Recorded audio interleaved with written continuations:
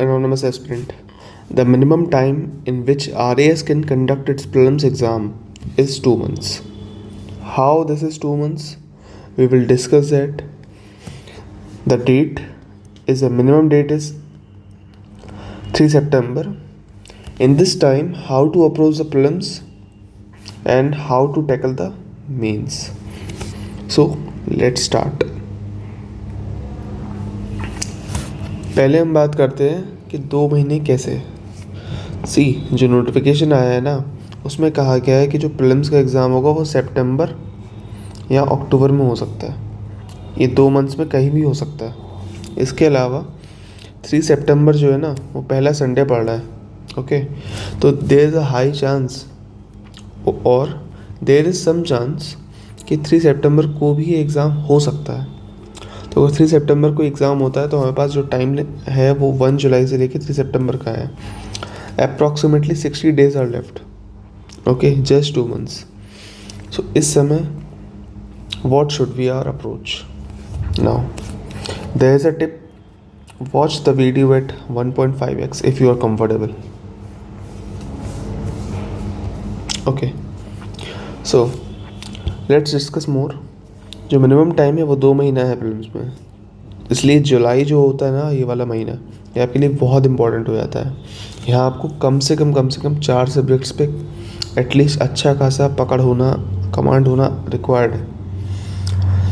Command होने के लिए क्या करना पड़ेगा? पहले जो स्टैंडर्ड पार्ट है उसे कवर करो, then go for the state G K. For example, if you are covering polity, first cover the Laxmikanth, then go for state G के।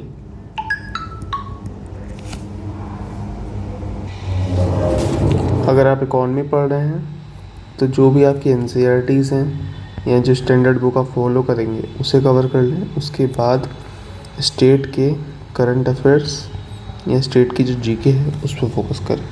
नेक्स्ट,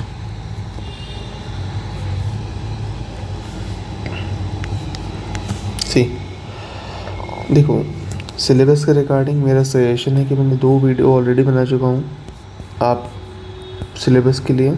उसमें डिटेल में हमने बात की है प्रीलिम्स के रिगार्डिंग। नाउ एक दूसरा वीडियो है पॉलिटी पे, कि पॉलिटी पे कैसे क्वेश्चंस आते हैं, PYQ एनालिसिस टाइप क्वेश्चन। तो आप उन दोनों को ज़रूर देखिए, आपको इनफ क्लैरिटी मिलेगा। नेक्स्ट, नाउ इसके बाद हम ये भी बात करेंगे इस समय जुलाई वाले मंथ्स में हमें क्या करना है मेंस के लिए, जिससे कि हमें बाद में चल के प्रॉब्लम ना क्रिएट हो। ओके, इतना पढ़ लेना है कि बाद में हमें आइडिया होना चाहिए कि हाँ वो चीज़ है। ठीक है, फॉर एग्ज़ाम्पल मैं वही एग्ज़ाम्पल दूंगा जो गौरव बुडानिया सर ने भी कुछ दिनों पहले अपने वीडियो में दिया था, कि अगर आप दिल्ली से जयपुर जा रहे हैं ना, और आपको आपके रास्ते में 5-6 होटल पड़ते हैं, ठीक है, आपने उन होटल के नाम नहीं आप जा रहे हैं नॉर्मली, आप उन होटल के नाम अगर देख भी लोगे तो याद नहीं कर पाओगे।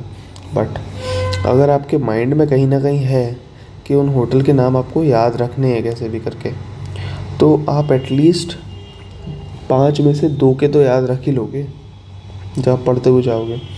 तो कोर आइडिया यहीं पर है कि जो भी हमें प्रिपेयर करना है मेंस के लिए जुलाई में, वो इस तरीके से करना है कि वो सिलेबस के अकॉर्डिंग हो, प्लस PYQ एनालिसिस, थीम्स और रिपीट के हिसाब से हो।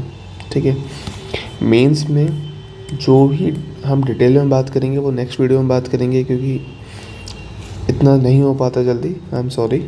But at the end of this video there are some important tips, जो अगर आप वो नेक्स्ट वीडियो नहीं भी देखते हो ना, तब भी आप ये इंपॉर्टेंट टिप्स को फॉलो कर सकते हो आराम से, और आपके जो मार्क्स हैं या जो आपके लो स्ट्रेटजी है वो अच्छे से आप खुद बना सकते हो अपने नाउ।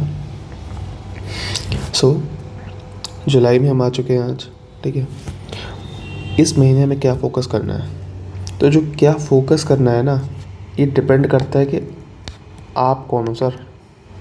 ठीक है, आर यू UPSC एस्पिरेंट, ठीक है, और are you non UPSC aspirant.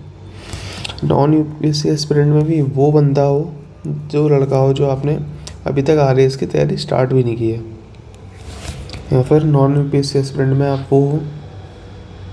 I am sorry, मैं थोड़ा वो बंदे हो जिसने स्टार्ट कर दी है तैयारी, या जिसे अभी तक कुछ आइडिया नहीं है क्या चल रहा है दुनिया में। Okay, next. नाउ सी, आप अगर वो हो जिसने, जो एक यूपीएससी एस्पिरेंट है, ठीक है, उसका जीएस का बेसिक जो होगा ना वो अच्छे से क्लियर होगा, उसे पता होगा लक्ष्मीकांत में क्या है, स्पेक्ट्रम में क्या है, इकोनॉमी में क्या है, ज्योग्राफी में क्या है। एटलीस्ट इन चारों पे प्लस साइंस एंड टेक वाला जो पार्ट है उसे उस पर अच्छा खासा कमांड होगा, ठीक है ना। बट उसे थोड़ा स्टेट में थोड़ा सा दिक्कत आएगा, मैं ये नहीं कहूँगा कि पूरा दिक्कत आएगा, बट थोड़ा बहुत दिक्कत आएगा, और करंट अफेयर्स में थोड़ा दिक्कत आएगा। बट यहाँ पर जो दूसरा बंदा है ना, जो आरएएस की स्पेसिफिकली तैयारी कर रहा था, स्टेट पीसीएस की, हो सकता है उसके बेसिक्स ठीक ठाक हो, इनफ क्लैरिटी हो उसकी, और जीएस का जो पार्ट है उसका वो भी अच्छा खासा क्लियर होगा उसका। बट करंट अफेयर हो सकता है उससे ऊपर नीचे हो रहे हो, ये हो सकता है उसमें भी कोई बंदा ऐसा हो जिसके करंट अफेयर भी रेडी हो आज। नो, यहाँ पर जो मैं स्टेट के जो बेसिक क्वेश्चन आते हैं ना जीएस के, वो यूपीएससी वाले लेवल से बहुत डिफरेंट रहते हैं, तो आपको ये भी थोड़ा समझ के चलना है। तो अगर आप एक ऐसे बंदे हो जिसने अभी तक कुछ भी नहीं करा, तो आप कहाँ फोकस करोगे नेक्स्ट 2 मंथ? सर, आपको फोकस करना है math, reasoning, science and tech पे। ये जो 2 है ना, ये 45 मार्क्स का वेटेज रखता है, ठीक है। They can make you or break you, ठीक है। Now regarding prelims you can be selective, okay, but for mains you can not be selective. आपको सब कुछ पढ़ना ही होगा। प्रीलिम्स में तो चलो आपने 5 सब्जेक्ट पे कमांड कर ली, 6ठा सब्जेक्ट छोड़ दिया, कोई दिक्कत नहीं है, तो ये आपको सिर्फ पास करना है, ठीक है। कट ऑफ वही 70 के अप्रॉक्स ही जाएगी। 70, I am talking about questions not marks, okay. 70 questions आपके सही हैं, you will clear the prelims, okay. But mains में आपको बहुत बहुत एक्यूरेट होना पड़ेगा, सब कुछ चीज़ों को सही से पढ़ना पड़ेगा, आप कुछ भी छोड़ नहीं सकते। तो इसमें मेरा सजेशन ये है, अगर आपने अभी तक कुछ नहीं करा है तो आप मैथ, रीजनिंग कर सकते हो और साइंस एंड टेक कर सकते हो, जैसे 45 क्वेश्चंस आएंगे। और बाकी लक्ष्मीकांत, मैपिंग, इकोनॉमिक, एनसीईआरटी और मॉडर्न हिस्ट्री, इस पर फोकस कर लोगे, you will clear the cut off, क्योंकि कट ऑफ 65 to 70 ही जा रहा है। 45 क्वेश्चन ये, यहाँ से अगर आपने 40 भी लगा दिए सही से एक्यूरेसी के साथ, तो आपके पास कितना बचता है? सिर्फ 20 से 25 से 30 क्वेश्चन आपको लगाने हैं बाकी के सारे से क्वेश्चन में से, ओके। एक सजेशन दूंगा, एक बुक आती है घटना चक्र पूर्वावलोकन वाली, ठीक है, उसमें क्वेश्चन फॉर्मेट में दे रखे होते हैं पीसीएस के जितने भी क्वेश्चंस होते हैं, यूपीएससी के इतने क्वेश्चंस होते हैं, आप उस पर फोकस कर सकते हैं। सब्जेक्ट वाइज बुक आती है, पॉलिटी, एनसीईआरटी सबकी अलग अलग आती है, तो उस पर आप फोकस कर सकते हैं, ओके।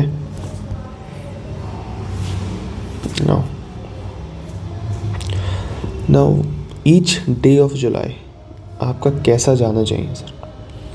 आपको हर दिन मेहनत करना है, हर घंटे मेहनत करना है, ठीक है। आपको या मुझे, किसी को भी हर घंटे हर दिन मेहनत करना है, सही। अभी भी कह चुका हूँ, मैथ, रीजनिंग बहुत, साइंस एंड टेक बहुत इंपॉर्टेंट है, इतना कर लो, बाकी अगर थोड़ा ऊपर नीचे भी होगा सह जाओगे, ये ऊपर नीचे हुआ नहीं सह पाओगे, ठीक है, क्योंकि क्वेश्चन सही है यार, आप कर लोगे।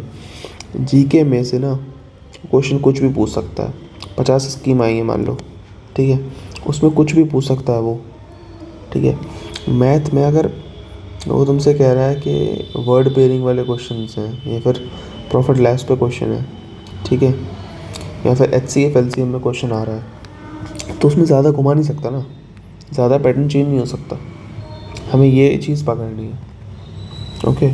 क्वेश्चन के पैटर्न ज़्यादा नहीं बदल सकते, इसलिए इसमें मेहनत कर लो। मैथ रीजनिंग में भी जो मैथ वाला पार्ट है उसमें 7 to 8 क्वेश्चन रहते हैं, ओके ना। इसके अलावा हम बात करें तो आप डेली एटलीस्ट 3 आवर्स फोकस करो math, reasoning, science and tech पर, ठीक है।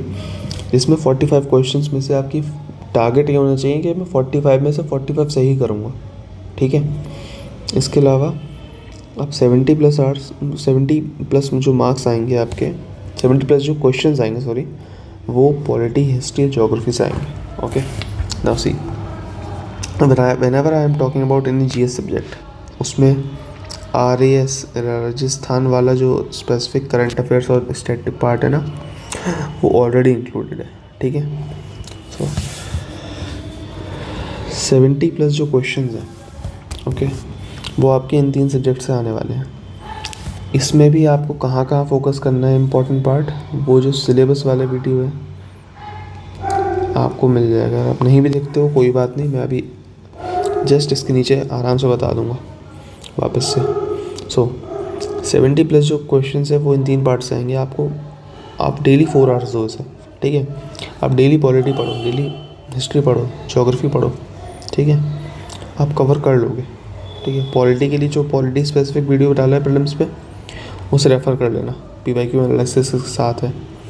इसके अलावा 2 घंटे आप इकॉनमी को, करंट अफेयर्स को दो, ठीक है। क्यों? 30 से 35 क्वेश्चन बनेंगे, ठीक है। और इकॉनमी वो बेसिक क्वेश्चंस भी पूछता है, ठीक है, कि बेसिक क्वेश्चंस में इन्फ्लेशन, रिफ्लेशन, इस टाइप के क्वेश्चंस होते हैं, ठीक है। तो आपको इन पे भी फोकस कर लेना एक बार। ओके, नेक्स्ट एक बात हमेशा याद रखना, कट ऑफ कभी भी ज़्यादा नहीं होगा। वी जस्ट नीड 75 to 80 और 70 to 75 questions to clear this exam. अब जो जुलाई का महीना है, उसके बाद हम अगस्त का महीने में हम फोकस करेंगे test series, revision, factual data जितना भी होता है उस पर थोड़ा फोकस करेंगे। चलिए, ये तो था आपके प्रीलिम्स के बाद कि आपका डेली और फिर कोई भी रूटीन कैसा होना चाहिए। एक मेरी तरफ से एक पॉइंट है कि भाई जो भी स्ट्रेटजी होता है ना, वो आपका खुद का होता है, इंडिविजुअल लेवल पे होता है, ठीक है। आप देखोगे किसी का कॉपी करने का कभी नहीं हो पाएगा, ठीक है। आप देखना है आपको वीकनेस क्या है। अगर आपको मैथ, ठीक है, अच्छा लगता है, आप उसे 30 to 45 मिनट्स भी दे सकते हो, ठीक है। अगर आपको मैथ टफ लगता है, आपको उसे हो सकता है 2 घंटा भी देना पड़े, ठीक है। So it depends on you, okay. इस चीज़ों को आपको अच्छे से मोल्ड करना है। बट एक बात याद रखना, math plus science 45 questions, okay, and cut off is 75 के around. 75 I am predicting the maximum cut off, okay, जो जा सकता है। 45 क्वेश्चंस होंगे, ठीक है। सो उसमें 75 बचते कितने हैं? 30 क्वेश्चन ही तुम्हें करने हैं। 30 क्वेश्चन के लिए तुम्हारे पास क्या है? Current affairs. तुम्हारे पास क्या है? पॉलिटी। तुम्हारे पास क्या है? इकोनॉमी। तुम्हारे पास क्या है? Science tech, sorry, you have this geography, you have this history. इतना पोर्शन तो है आपके पास, ठीक है। इसमें से आपको सिर्फ 30 क्वेश्चन मारने हैं सर। अगर आप नॉर्मल UPSC एस्पिरेंट हो ना, 30 क्वेश्चन आप बिना स्टेट का GK पढ़े मार दोगे, गारंटीड। पॉलिटी से हर साल 8 से 11 क्वेश्चन ऐसे आते हैं जो सिर्फ लक्ष्मीकांत बेस्ड होते हैं, ठीक है। Same for the modern history part, same for the economy part, okay. Now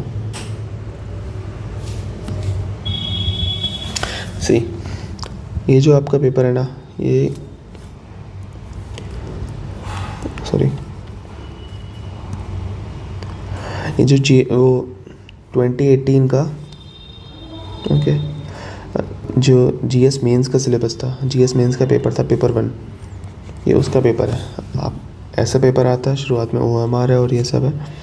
then ये अब यहाँ सिलेबस की एक बार बात कर लेते हैं कि सिलेबस है क्या, थोड़ा समझ लेते हैं, ओके। सो RAS मेंस में 4 पेपर होंगे हमारे, each 200 marks, 1 to 4 800 marks, okay. ये आपको पैटर्न देखने को मिलेगा। इसके अलावा आप फोकस करोगे तो यहाँ पर, ठीक है, 314 is the cutoff? Sorry, 2021 वाले मेंस का, ठीक है ना। फॉर कट ऑफ हम कह सकते हैं कि 314 मार्क्स क्लियर करने हैं, बट मेंस रैंक डिसाइड करता है। So we have to aim for the 500 part, okay. At least इतना एम करोगे तो कहीं ना जाके आप SDM की पोस्ट के लेवल तक आ पाओगे, ठीक है। ओके, नेक्स्ट आगे बात करते हैं थोड़ा सिलेबस पे। GS1 सिलेबस देखो, अब हिस्ट्री है, इकोनॉमी है, sociology, management, accounting, auditing. Okay, ये जो हाईलाइटेड पार्ट्स हैं ना, इन्हें छोड़ दो अभी, ठीक है। GS2 में administrative ethics, science and tech, geography part, okay, polity, फिर पॉपेड and management. Sorry for the noise.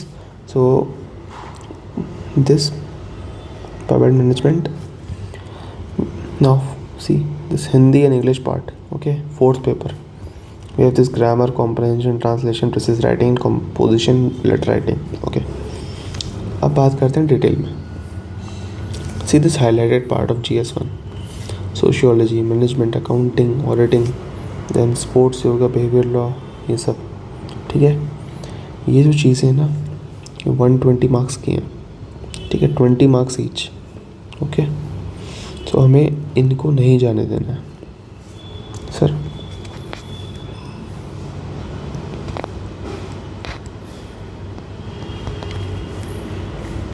Twenty marks each. See क्यों इम्पोर्टेंट है बताऊंगा। इसका जो सोर्स यहाँ सिलेबस होता है ना, सबसे कम होता है। सी दिस हिस्ट्री आप कितना भी पढ़ लो, हिस्ट्री आप कितना भी पढ़ोगे तो आपको 70 मार्क्स का आएगा। अब ज्योग्राफी अब पढ़ते रहोगे 70 मार्क्स का ही आएगा। उसमें इंडियन ज्योग्राफी में इतना टाइम ले लेगा कि आप उसमें से कितना आएगा, 17 to 18 मार्क्स का ही आएगा, ठीक है। फिर पबेड 70 मार्क्स, एथिक्स 70 मार्क्स, ठीक है। तो कंपेयर टू दीज थिंग्स, ये जो प्रायोरिटी है ना, सबसे पहला हमारा प्रायोरिटी ये होनी चाहिए इन चीज़ों को कवर कर लेना। Sociology, management, accounting, auditing, sports, yoga, behaviour law etcetera, कि ये बहुत हेल्प करेगा इस एग्ज़ाम में। 120 मार्क्स जो हर बंदा इग्नोर करेगा, हमें इग्नोर नहीं करना। नेक्स्ट, इसके अलावा जो पेपर है हिंदी वाला, ठीक है, उस पेपर 4 बहुत इम्पॉर्टेंट है सर। इतना इम्पॉर्टेंट है, it was a game changer, prove to be a game changer in 2018 result. कैसे? 148, ठीक है, 140, 135 इतना मार्क्स भी रहा है आउट ऑफ 200। सर सोचिए, the cut off was 314। Just think this thing. इसमें से 140 अप्रॉक्सीमेटली लोगों के आए जिन्होंने मेहनत करी है। बचता क्या है, आपको जो फोकस करना है वो ज़्यादा नहीं करना, डिफरेंस ही नहीं इतना, ठीक है। तो हमें इस डिफरेंस को जो है ना, कट ऑफ और अपने आप में रैंक 1 और या फिर जैसे कह सकते हैं SDM की पोस्ट में हमें जो डिफरेंस मिलेगा, उस डिफरेंस को हमें कम करना है मिनिमम सोर्सेस के साथ। चलो अब ज़रा ना ये जो पेपर है, क्वेश्चन पेपर, इसे थोड़ा फोकस कर लेते हैं एक बार, ठीक है। सी द क्वेश्चंस 15 वर्ड्स में करना है, 2 मार्क्स का क्वेश्चन है, ठीक है। यहाँ पर जो भी क्वेश्चन है 15 वर्ड्स में आपको आंसर करना है। Unit 1 history, okay. Now see this प्रशस्तन तराई, एंशिएंट इंडिया में एक टर्म था, उसके बारे में बताना है। कितने वर्ड्स में? 15 वर्ड्स में। अर्जुन का पेनेंस, उसके बारे में बताना है, तपस्या। विश्व वल्लभ, दूंगी जवाहर जी। सी ये वर्ल्ड हिस्ट्री का क्वेश्चन है, ये हम नहीं पढ़ते हैं नॉर्मली, ठीक है। ओके, बट ये सिलेबस से डायरेक्ट क्वेश्चन है। Bronze images found from Harappan site. See this. Now, when you are preparing for IVC, Indus Valley Civilization या हड़प्पन सिविलाइजेशन जिसे कहते हैं, आप कर रहे हो प्रीलिम्स के लिए, ठीक है, तो रटो मत, सिर्फ उसे इस तरीके से पढ़ो कि आपके दिमाग में ये रहे, एटलीस्ट ये तो रहे कि हाँ यार ब्रॉन्ज इमेज पे एक क्वेश्चन पूछा था मेंस में, ठीक है, वो बैक ऑफ द माइंड वो रहना चाहिए दिमाग में, ठीक है, चाहे भले ही आप प्रीलिम्स का पढ़ रहे हो, क्योंकि फिर उसके बाद प्रीलिम्स का पढ़ने के बाद जब तुम मेंस का उठाओगे ना, तो दिमाग में कहीं ना कहीं वो चीज़ सेट होगी कि हाँ मुझे मेरा सोर्स ये रहा, ठीक है, सोर्स पता होगा आपको, ये इस किताब में यहाँ से क्वेश्चन पूछा जा चुका है मेंस का। इसके लिए क्या करना है आगे बात करेंगे अच्छे से। भारतेंदु हरिश्चंद्र की बात हुई है कि modern trends of Hindi literature में कैसे उन्होंने स्टार्ट किए। Now see this question, peace and interest in the जागीरदारी crisis of Rajasthan, areas of Rajasthan.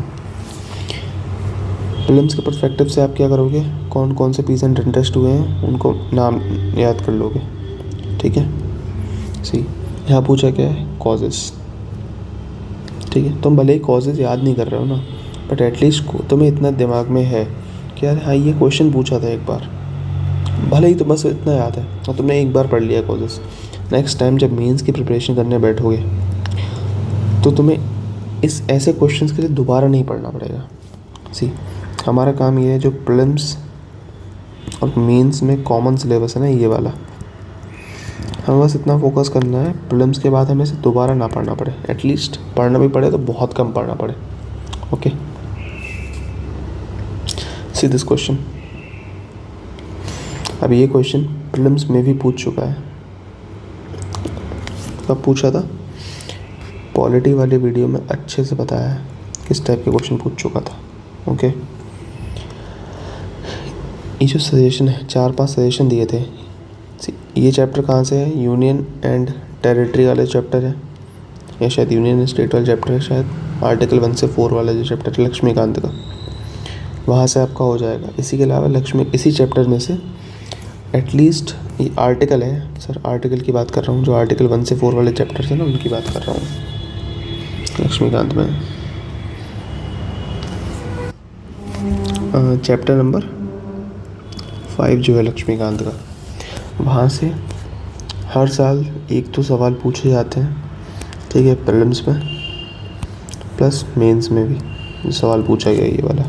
तो जब आप वो चैप्टर पढ़ रहे हो ना तो सिर्फ रटो मत, उसे थोड़ा समझ लो एक बार, एटलीस्ट एक बार तो समझ लो कि हाँ ये क्वेश्चन पूछा गया था, ठीक है, कोई बड़ी बात नहीं है क्वेश्चन रिपीट हो जाए या कोई भी क्वेश्चन आगे चल के रिपीट हो जाए, ठीक है। तो PYQ का रोल इतना है कि आपको जब भी आप प्रीलिम्स के लिए पढ़ रहे हो ना तो आपको बस इतना फोकस रखना है ये वाला सवाल पूछा गया था, ये जो क्वेश्चन है XYZ क्वेश्चन है, ठीक है, ये पूछा जा चुका है, बस इतना याद रखना है।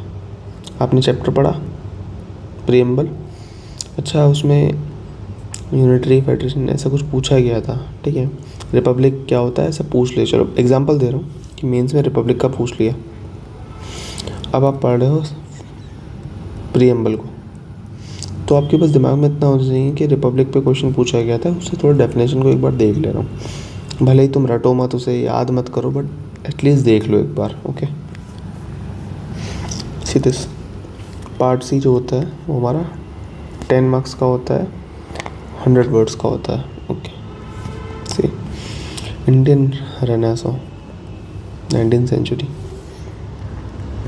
स्पेक्ट्रम, ठीक है, result of challenges as well as the inspiration for west. उसमें आप क्या करोगे, आप अलग अलग जो रेनेसां पीरियड में जो अलग अलग स्टार्ट हुए थे प्रोग्राम्स उनको आप फोकस करोगे बस। अच्छा ये याद कर लिया आपने, वो नाम याद कर लिया, ऑर्गेनाइजेशन याद कर लिया, जो भी था, ठीक है। इसमें क्या पूछ रहा है कि वो वेस्ट की वजह से कैसे उसने क्या, वेस्ट का इम्पैक्ट क्या पड़ा, जस्ट ये पूछ रहा है एक तरीके से, ठीक है।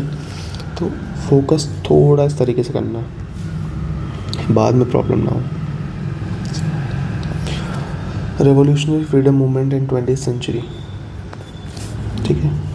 आप पढ़ रहे हो रेवोल्यूशनरी फ्रीडम मूवमेंट को, ठीक है। Whenever you are studying आप नाम पढ़ोगे, आपको बस थोड़ा इस PYQ को ध्यान रखना है कि हाँ ये पूछा गया था। सेम बेगौर, कालीबंगन, हर की आर्कोलॉजिकल साइट्स पढ़ोगे आप। राजस्थान स्पेसिफिक GK में नहीं भी पढ़ते हो तो अगर स्किप कर रहे हो सिलेबस को, बात अलग है। पर अगर पढ़ रहे हो तो उस तरीके से पढ़ लो कि आपको ये पता हो कि यहाँ से PYQ पूछा गया था। No see world war 2 international politics, just simple syllabus का क्वेश्चन और कुछ नहीं है, ये वर्ल्ड हिस्ट्री का क्वेश्चन है। सी दिस इकोनॉमी से क्वेश्चन है। 4 countries in the descending order which maximum export are. या प्रीलिम्स के लिए पढ़ोगे, ठीक है। पहली कंट्री कौन सी थी, दूसरी कौन सी है, तीसरी कौन सी है, चौथी कौन सी है, इस टाइप से वही पूछ लिया इन्होंने 15 वर्ड्स में। फिर ये तो कोई स्कीम है राजस्थान की, वो छोड़ो। फिजिकल कंसोलिडेशन क्या होता है, ठीक है। राजकोष समेकन, फिजिकल कंसोलिडेशन क्या होता है पूछ लेगा। फिजिकल सरप्लस क्या होता है, फिजिकल डेफिसिट क्या होता है, रेवेन्यू डेफिसिट क्या होता है, ऐसे पूछ सकता है। बजट डेफिसिट क्या होता है, ठीक है। ऐसे इस टाइप के क्वेश्चंस पूछने को कोई बड़ी बात नहीं है ना, जब ये पूछ चुका है तो अगली बार जब पढ़ोगे तो आपको इस पे तो फोकस करना ही, इसके आसपास के जो टर्म्स हैं इस पर भी फोकस कर लेना कि ये चीज़ क्या होती है। भले ही आप प्रीलिम्स के लिए पढ़ा, बस हल्का सा ध्यान रख लो कि हाँ ऐसा कुछ क्वेश्चन पूछा जा सकता है, मेरे दिमाग में रहना चाहिए बस। नेगेटिव इंटरेस्ट रेट पूछ लेगा तो पॉजिटिव इंटरेस्ट रेट पूछ लेगा, ठीक है। IC1 क्या होता है, IC1 कंपनी का क्या होता है, ठीक है। ट्विन बैलेंस शीट सिंड्रोम क्या है, ठीक है। तो इस टाइप के कुछ क्वेश्चंस हैं आसपास के, तो वो भी पूछ सकता है। तो बस दिमाग में रहना चाहिए कि हाँ ऐसा पूछा जा सकता है। ये स्कीम स्पेसिफिक क्वेश्चन है ना, मुख्यमंत्री स्कीम स्पेसिफिक क्वेश्चन जो आप पढ़ोगे तो ध्यान रख लेना। नसीम भारतमाला परियोजना ऑफ गवर्नमेंट ऑफ इंडिया, ठीक है। अब भारतमाला परियोजना के बारे में आप GP पढ़ रहे हो, चलो ये इतना पढ़ लिया आपने, हाईवे से रिलेटेड है, ठीक है। और PYQ में पूछा गया है। अगर आपका अभी आसपास पाला पड़े इस टाइप की योजना पे तो आपको ये रखना चाहिए हाँ इस टाइप से क्वेश्चन पूछा जा सकता है, ऑब्जेक्टिव बेस्ड क्वेश्चन, ठीक है। उससे डायरेक्ट बेनिफिट ट्रांसफ़र पूछ लिया फर्टिलाइजर सब्सिडी के लिए। उसके बाद अभी एक वो चल रहा है ना, E-Rupee चल रहा है, वो पूछ लेगा। हाँ ब्लॉकचेन है, बिटकॉइन है, इस टाइप के क्वेश्चन पूछने में कोई बड़ी बात नहीं है। छोटा सा बना देगा क्वेश्चन, 15 वर्ड का ही तो है, 50 वर्ड का ही तो है, पूछ लेगा आराम से। ओके जस्ट फोकस करना है उस तरीके से। Automatic route and government route by which Indian gets FDI, तो FDI पूछ लिया, FBI पूछ ले सकता है, ठीक है। फिर FDI FPI में अंतर क्या है, या फिर कौन सी कमोडिटीज़ हैं जो ऑटोमेटिक रूट के लिए एलिजिबल है, कौन सी ऐसी हैं जिन्हें गवर्नमेंट रूट से जाना पड़ेगा, ऐसा पूछ लेगा। तो जब भी पढ़ रहे हो तो फोकस इस टाइप से भी कर लेना। Problems and future requirement of infrastructure investment in India, ठीक है। ये पूछा है ना। सी मैं फिर से कह रहा हूँ, हमें वही चीज़ों पे फोकस करना है जो कॉमन है। अभी मेंस के पर्सपेक्टिव से उन्हीं पे फोकस करो जो कॉमन है। फॉर एग्जांपल प्री के लिए तुम X Y Z चीज़ें पढ़ोगे, मेंस के लिए तुम्हें A से लेके Z तक पढ़ना है। बट अभी जब प्रीलिम्स के लिए पढ़ रहे हो ना ये 2 महीना, तो मेंस में जो XYZ वाला पार्ट है ना, बस उस पर फोकस कर लो, ठीक है ना। वर्ल्ड बैंक का ease of doing business report तुम पढ़ोगे। Ease of doing business report कौन निकालता है, तो वर्ल्ड बैंक, ठीक है निकालता है। पर थोड़ा डेप्थ में जाओ ना, कौन से फैक्टर जो कंट्रीब्यूट करते हैं improvement in India's ranking in this index, okay. इस पर थोड़ा फोकस कर लो, एक बार फैक्टर्स पढ़ लो बस। भले ही याद मत करो, भले ही उन्हें मेमोराइज मत करो, भले ही नोट्स मत बनाओ, बट एटलीस्ट पढ़ लोगे, नेक्स्ट टाइम वो चीज़ दिमाग में रहेगी। स्टेट स्पेसिफिक क्वेश्चन सिलेबस, ठीक है, social thought, syllabus,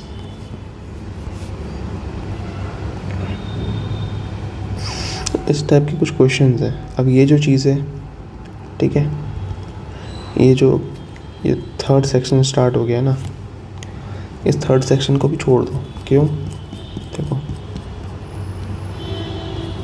third section को हमें इसलिए छोड़ देना है, क्यों? Third section is related to this part, sociology, management, accounting, auditing. इसे तो मत करो अभी, फोकस दिस बस। ओके, यहाँ पर फोकस करना है, इस पार्ट पर, यहाँ पर फोकस करना है बस, इस पार्ट पर। इतना फोकस कर लो बस, ख़त्म बात, कहानी हाथ में।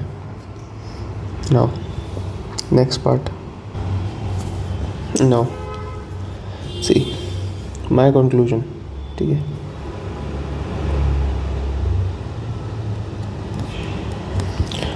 जब भी आप फिल्म से फोकस करो, at least focus more on the areas like polity, economy, geography, history, जो भी कॉमन होंगे प्रीलिम्स और मेंस के लिए। ये जो कॉमन होगा ये कैसे आपको पता लगेगा? PYQ बताएगा, सिलेबस बताएगा।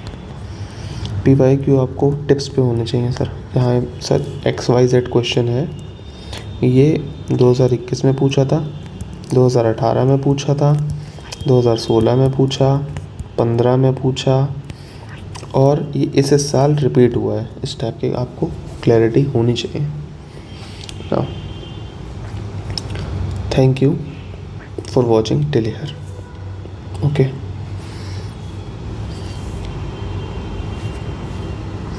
Now, कुछ क्वेश्चंस उठ रहे हैं कि who I am, भाई मैं कौन हूँ?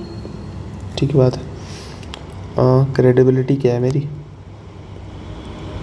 है ना? ओके, देखो सीधी बात है, मैं झूठ नहीं बोलूँगा, जो है सच बताऊँगा। UPSC का मैंने 2 अटैम्प्ट दिए हैं, ठीक है, और बहुत रॉ बोलूँ तो दोनों ही मेरे क्लियर नहीं हुए। ओके, सच बता रहा हूँ, दोनों ही क्लियर नहीं हुए हैं मेरे। लास्ट वाले ईयर में मेरा ना प्रीलिम्स क्लियर हुआ, सॉरी प्रीलिम्स में ना GS क्लियर हुआ, ना ही CSET क्लियर हुआ, ठीक है। इस वाले साल मेरे GS में क्लियर था, ठीक है, बट CSET किसी के हिसाब से 63 बैठ रहा है मार्क्स, किसी के हिसाब से 64, किसी के हिसाब से 69 भी बैठ रहा है। ओके, तो ये क्लियर नहीं हुआ, बट ओके चलो। इसके अलावा मैंने UP PCS दिया, उसमें इस बार GS में मेरा स्कोर 103 के आसपास है, बट CSET रह गया। क्यों रह गया? उसका एक जो रीज़न था, मैंने सिलेबस देखा भी नहीं था CSET का। मेरी गलती है, मैं मानता हूँ मेरी गलती है, बहुत बड़ी गलती है मेरी। और उसमें एटलीस्ट कम से कम मेरे 80, जो मैं मान के चल रहा था कि 80 क्वेश्चंस होंगे, बट उसमें निकले कितने?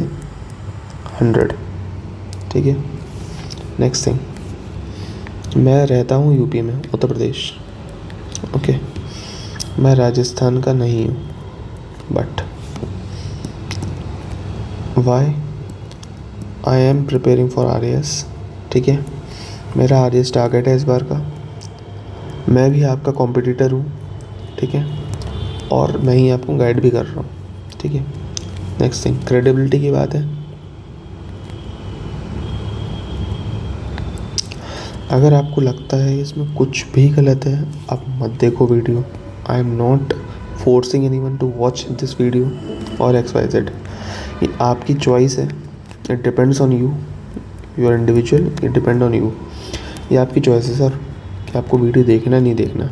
अब मत देखो, कुछ नहीं जा रहा, ठीक है। बट मैं वीडियो बना क्यों रहा हूँ? सी, मैं जब प्रिपेयर कर रहा था ना, कोई गाइड करने वाला नहीं था, कोई भी नहीं था सर गाइड करने वाला,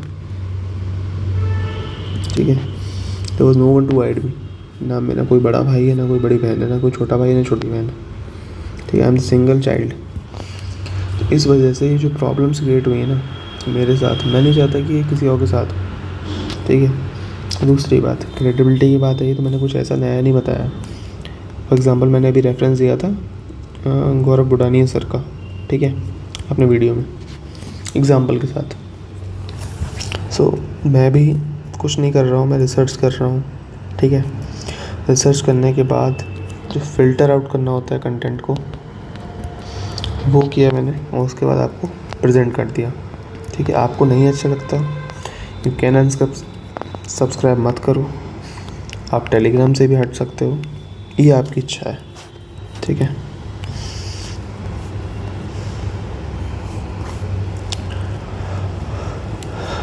देयर इज़ अ चैनल अभिनय मैथ्स, ओके, इसकी बात करते हैं। उन्होंने एक बात कहा था हमेशा, उन्होंने संदीप माहेश्वरी के चैनल पे एक बात की थी कि एग्ज़ाम नहीं निकला तो कोई बात नहीं, निकाल लेंगे। तो मैं भी वही कह रहा हूँ, कोई बात नहीं निकला, निकल जाएगा, ओके। दूसरी बात, क्रेडिबिलिटी की एक एग्जांपल दूँ। इस बार किसी भी कोचिंग पे आपने विश्वास किया, विजन पे, वाजीराम पर, दृष्टि पर, जो यूपीएससी की बात करता हूँ, इनसाइट्स पर, फोरम पर, ठीक है, अनअकैडमी, बायजूस, किसी पर भी, सब धरे के धरे रह गए सर, सब के सब धरे के धरे रह गए, ओके। तो अगर आप कंपटीशन में हो ना, तो कोई भी क्रेडिबल नहीं है, ठीक है सर। ऐसे देखोगे तो कोई भी क्रेडिबल नहीं मिलेगा, ठीक है। एक और एग्जांपल दूंगा, आपने ओझा सर का नाम सुना होगा, जो अवध ओझा है, ठीक है, काफिर अवध ओझा जिसे हम सब कहते हैं प्यार से। नेक्स्ट, विकास दिव्यकीर्ति, ठीक है। आपको लगता है इन्होंने यूपीएससी की तैयारी नहीं की थी? सब नहीं की थी सर, और सब अपने आप में सक्सेसफुल भी हैं अपने आज की लाइफ में। जस्ट पॉइंट ये है कि आपकी डेस्टिनी कहाँ पर है, ठीक है। इट डजंट मीन कि मतलब आपने एग्ज़ाम नहीं निकाला तो आप क्रेडिबल नहीं हो सकते। आपको लगता है कि इस इंफॉर्मेशन में कुछ भी गलत है, आप लीव कर सकते हो। आपको लगता है कि ठीक है, आप ट्राई देना चाहते हो, आप ट्राई दे सकते हो, ठीक है। मैं टाइम लेता हूँ सर, टाइम लेने के बाद मैं रिसर्च करता हूँ थोड़ा, ठीक है। उस रिसर्च के बाद वीडियो को प्रेजेंट करता हूँ, okay. I am just doing this. ये जो रिसर्च का टाइम है, it takes me around 8 to 10 hours approximately लेता है सर, क्योंकि पीवाईक्यू को एनालाइज करना होता है, उसके लिए कुछ वीडियोस को भी रेफ़र करना पड़ता है यूट्यूब से, ठीक है। उसके अलावा सिलेबस को बिल्कुल कमांड में रखना पड़ता है, क्योंकि एग्जाम्पल्स भी देने पड़ते हैं ना बीच बीच में। सो आई होप कि अभी जो क्लैरिटी आ गई होगी अच्छे से, जो भी क्लैरिटी थी, जो भी डाउट्स थे, इस वीडियो में अच्छे से बात कर ली। मेंस की जो बात है ना सर, वो नेक्स्ट वीडियो में होगी, क्योंकि यही 40 मिनट्स के अप्रॉक्सीमेटली का हो जाएगा वीडियो। तो मेंस की हम बात करेंगे नेक्स्ट वीडियो में, और डिटेल में बात करेंगे सिलेबस के according, PYQs plus repeated themes पे बात करेंगे। इसका जो वीडियो होगा, दिस विल टेक टाइम, और ये कल तक आ पाएगा सर, 2 दिसंबर, सॉरी 2 जुलाई तक आ पाएगा, okay. Thank you and you are the best.